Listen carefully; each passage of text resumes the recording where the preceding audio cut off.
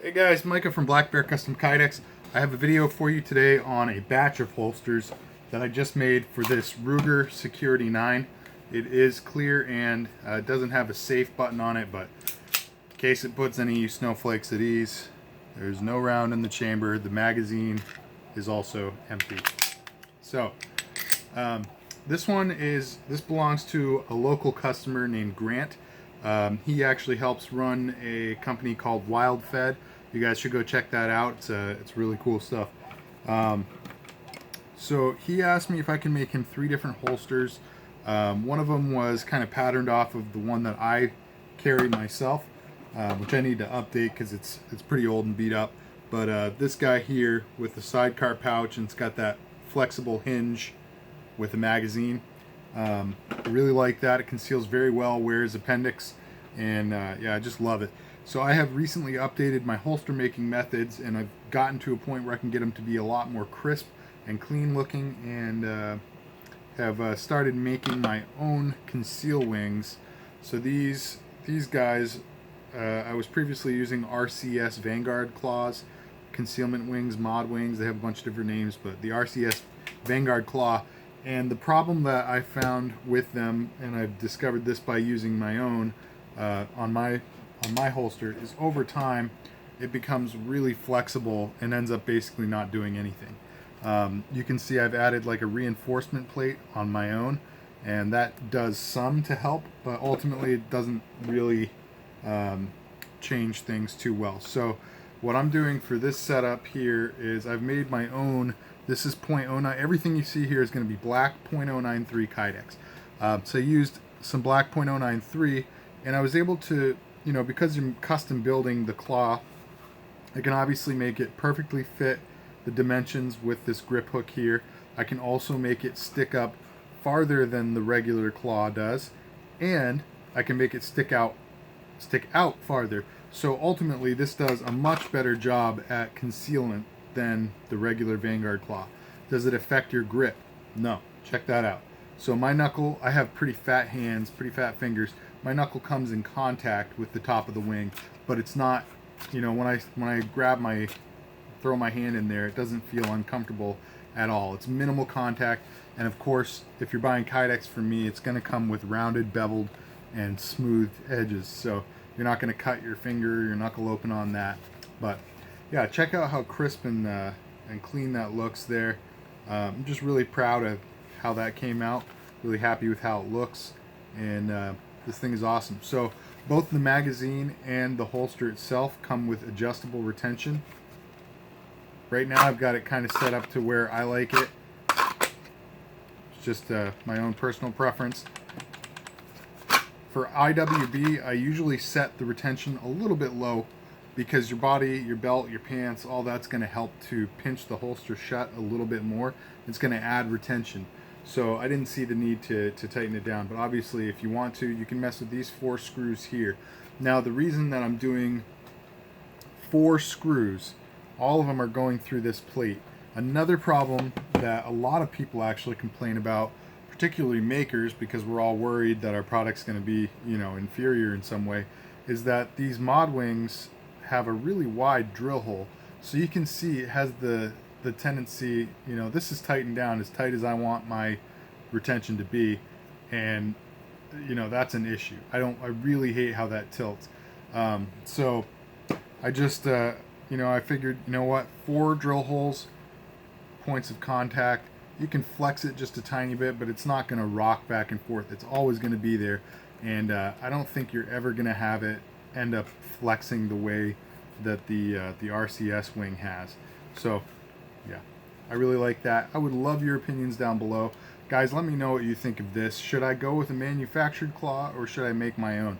I can do them in .125 thickness as well, which would be darn near indestructible.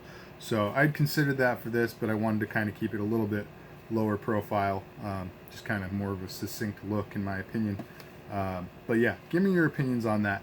Also, in case you're interested in knowing the construction method, I just took a rectangular piece of Kydex, I folded it on itself, and then I bent the lip up so the fold is actually what pushes against the back of your belt or inside your pants. So the fold being here makes this even stronger.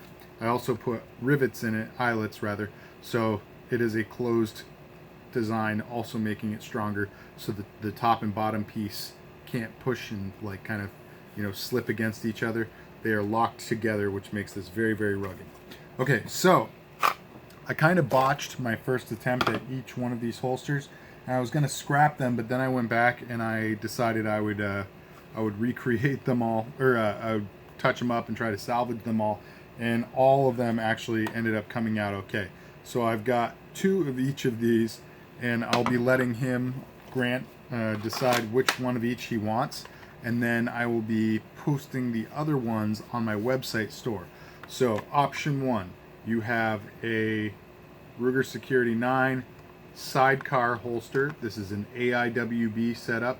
You could technically wear it elsewhere. You could wear it at like 5 o'clock, 4 o'clock, 3 o'clock. I really think this is optimally worn in the appendix position. So just my 2 cents there. But this one, in my opinion, is just, it came out pretty much perfect. So I'm really happy with this one. By the way, this is, in case you guys are wondering, this is all foam press. This is not done with a vac former. So it's about as clean, I think, as a foam press is going to get on something as wide as a handgun. All right, so that's that. He also asked for another simple IWB setup, and he'd sent me a picture of one. I don't remember what the gun was in that picture, but the holster was like cut off, letting the last inch or 2 of the muzzle stay exposed on the gun, and it was set up with 2 grip hooks similar to this. The reason this is fully covering the muzzle is because if you look at how far down the grip hooks have to be just to make sure that your handle is high enough above your belt, your waistline, to even be able to grip your handle and draw. If I was already coming down that far, I figured, you know what, there's no real sense in leaving the muzzle exposed. Plus, if you do have to fire this, you probably don't want to just put the exposed muzzle back in your waistband, you know, especially if you're carrying appendix, guys. For you dudes out there, unless you want to do a heat castration, I don't think that's a good idea. So anyway, this thing came out really nice.